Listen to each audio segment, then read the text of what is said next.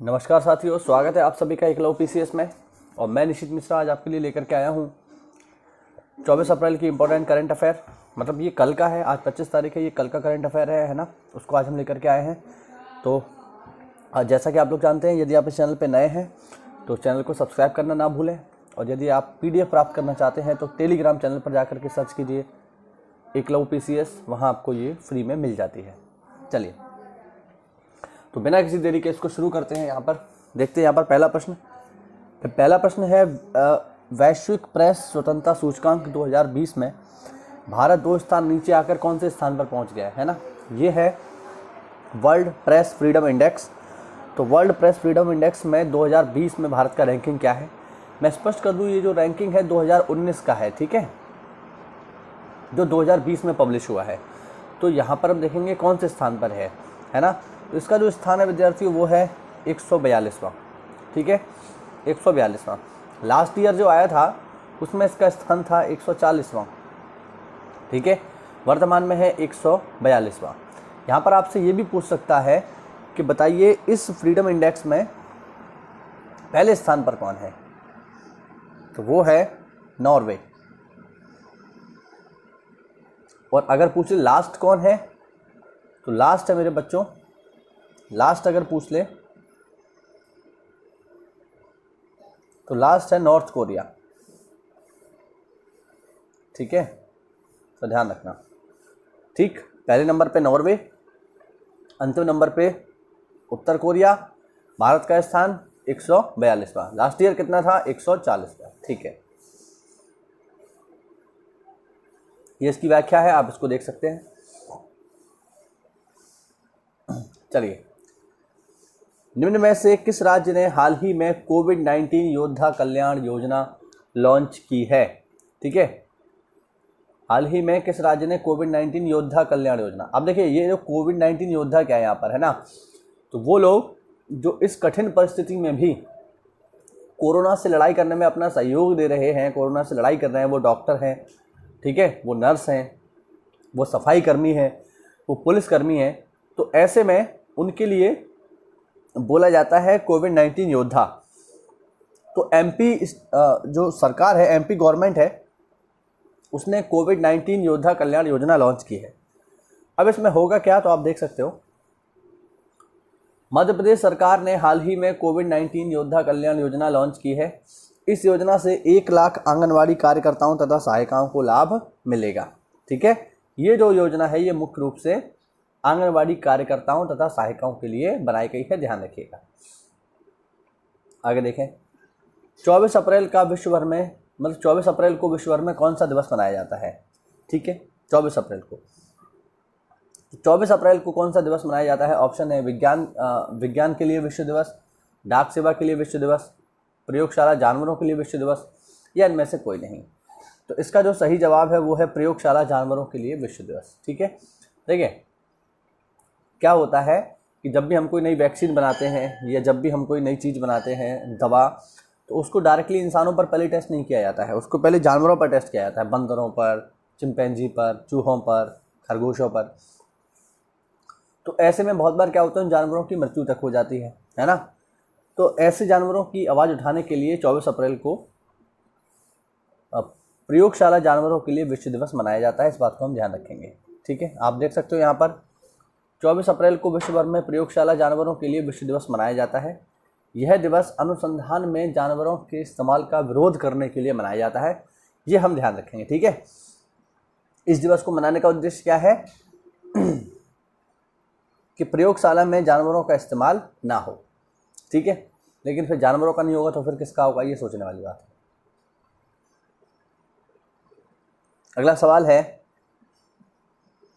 Corona virus के चलते किस देश ने हाल ही में 1 वर्ष के लिए स्कूल कॉलेज बंद कर दिए हैं। तो जो हमारे रेगुलर व्यूअर हैं, जो वीडियो ये देखते हैं, उनको पता है, मैंने कल ही परसों ये बात बताई थी कि अमेरिका में सबसे ज़्यादा मामले देखे जा रहे हैं कोरोना वायरस के। इसलिए अमेरिका ने फैसला लिया है कि वो अगले 1 वर्ष तक अपने सारे स्कूल कॉलेज बंद कर रहा है। ये बात मैंने आपको 2-3 दिन पहले ही बता दी थी, उसी से जुड़ी हुई है ना। तो कोरोना वायरस संक्रमण के चलते किस देश ने 1 वर्ष के लिए स्कूल कॉलेज बंद कर दिए हैं, वो देश है अमेरिका। देख सकते हैं आप यहाँ पर। कोरोना वायरस के बढ़ते संक्रमण को देखते हुए अमेरिका ने हाल ही में 1 वर्ष तक सभी स्कूल कॉलेज बंद कर दिए हैं। यह फैसला देश के वाशिंगटन डीसी समेत कम से कम 37 राज्यों में लागू किया गया है ना। 37 ही राज्य अमेरिका में, सब में लागू कर दिया गया है। आप लोग मुझे कमेंट बॉक्स में बताएंगे कि वाशिंगटन डीसी जो है ना, वाशिंगटन डीसी जो कि अमेरिका की राजधानी है, उसमें डीसी का क्या मतलब है। ठीक है, वाशिंगटन तो वाशिंगटन है, लेकिन जो उसके पीछे डीसी लगता है, वाशिंगटन डीसी, उसमें डीसी का क्या मतलब है यार, ये बात आप लोग मुझे कमेंट बॉक्स में बताएंगे। आगे देखें।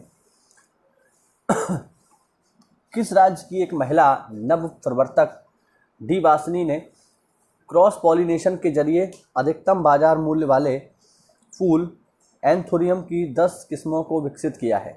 ठीक है, कौन सा वो आपका राज्य है जहाँ की एक महिला वैज्ञानिक ने क्रॉस पॉलिनेशन के जरिए अधिकतम बाजार मूल्य वाले फूल, जिसका नाम है एंथोरियम, उसकी 10 किस्मों को बनाया है। बेसिकली ये किस राज्य से संबंधित है ये पूछना चाह रहा है ये, है ना। डी वासनी बाई किस राज्य से संबंधित है ये आपसे पूछ रहा है। ऑप्शन है तमिलनाडु, केरल, त्रिपुरा या असम, और इसका सही जवाब है विद्यार्थियों केरल। इनका संबंध किस राज्य से है? केरल राज्य से है। ठीक है, जरा इसकी व्याख्या देख लेते हैं हम। केरल राज्य की एक महिला नव प्रवर्तक डी वासनी बाई ने क्रॉस पॉलिनेशन के जरिए अधिकतम बाजार मूल्य वाले फूल एंथोरियम की 10 किस्मों को विकसित किया है। एंथोरियम घरेलू उपयोग में लाए जाने वाले विश्व के प्रमुख फूलों में से एक है। ये दिखने में सुंदर होने के साथ साथ आसपास की हवा को भी शुद्ध करते हैं। ठीक है, इसका मैं फोटो लगा दूंगा तो आप देख पाओगे। आगे है, हरियाणा के मुख्यमंत्री मनोहर लाल खट्टर ने बताया है कि कोरोना वायरस महामारी के बीच राज्य में रिपोर्टिंग करने वाले सभी पत्रकारों को कितने लाख रुपए का बीमा मिलने वाला है। ठीक है, तो कोरोना वायरस के दौरान जो पत्रकार हमारे लिए रिपोर्टिंग कर रहे हैं सड़कों पर जाकर, उनको कितने लाख रुपए का बीमा देने जा रही है हरियाणा गवर्नमेंट। ठीक है, ऑप्शन है 20 लाख, 15 लाख, 10 लाख, 12 लाख। तो इसका जो सही जवाब है विद्यार्थियों वो है 10 लाख। वो क्या है? वो है 10 लाख, है ना। हरियाणा स्टेट ने घोषणा की है कि यदि कोरोना वायरस महामारी के बीच कोई पत्रकार रिपोर्टिंग करते हुए यदि कोरोना पॉजिटिव हो जाता है तो उसकी सहायता के लिए गवर्नमेंट 10 लाख रुपए उसको उपलब्ध करवाएगी बीमा के तौर पर। ठीक है, देख सकते हैं आप, हरियाणा सरकार ने कोरोना वायरस महामारी के दौरान रिपोर्टिंग करने वाले सभी पत्रकारों को 10 लाख रुपए का बीमा प्रदान करने का निर्णय लिया है। हरियाणा में 23 अप्रैल 2020 को कोरोना वायरस संक्रमित लोगों की संख्या बढ़कर 270 हो गई है ना। पूरे भारत में अभी संख्या 23,000 तक पहुंच गई है, ये मैं आपको बता दूं। आगे देखें, 24 अप्रैल 1929 को भारत मतलब यहाँ पर पूछ रहा है 24 अप्रैल 1929 को डैश से भारत के बीच पहली नॉन स्टॉप उड़ान भरी गई थी। ये इतिहास का सवाल, मतलब आज के इतिहास से जुड़ा हुआ है। 24 अप्रैल को क्या हुआ था? तो ये ब्रिटेन से चली थी, आप देख सकते हो यहाँ पर, है ना। इसकी व्याख्या हम देख लेते हैं। 1929 में रॉयल एयरफोर्स के स्क्वाड्रन लीडर आर्थर विलियम्स और फ्लाइट लेफ्टिनेंट नॉर्मन एच जेकिंस ने ब्रिटेन के कार्नवेल से ब्रिटिश भारत के कराची तक पहली नॉन स्टॉप उड़ान भरी थी। उन्होंने 6,651 किलोमीटर की दूरी करीब 51 घंटे में बिना रुके पूरी की थी। ये एक ऐतिहासिक बात थी। तो इतिहास से जुड़ा हुआ प्रश्न ये कि 24 अप्रैल 1929 को आखिरकार एक नॉन स्टॉप उड़ान हुई थी ब्रिटेन और ब्रिटिश भारत के कराची के बीच में। अगला सवाल, बेहद ही महत्वपूर्ण पंचायती राज दिवस कब मनाया जाता है? कई एग्जाम में पूछा गया है, पीसीएस में कई बार आया है ना। कई बार पेपर में पूछा गया प्रश्न है पंचायती राज दिवस।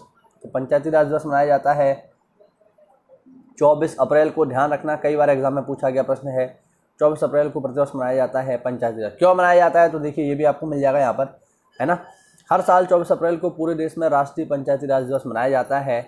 ये दिन भारतीय संविधान के 73वें संविधान संशोधन अधिनियम 1992 के पारित होने का प्रतीक है, जो 24 अप्रैल 1993 से लागू हुआ था।